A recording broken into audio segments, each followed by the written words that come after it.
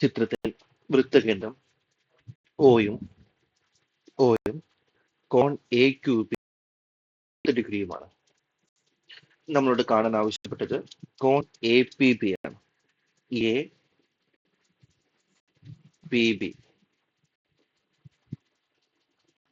P B എന്ന കോണാണ് നമ്മളോട് കാണാൻ ആവശ്യപ്പെട്ടത്. നമുക്കറിയാവുന്ന കാര്യമാണ്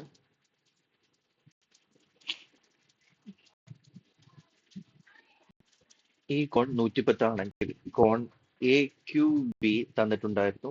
എ ക്യു ബി എത്രയാണ്? 110 ഡിഗ്രി. അങ്ങനെയാണെങ്കിൽ ഈ കോൺ എ പി ബി എന്ന് പറഞ്ഞാൽ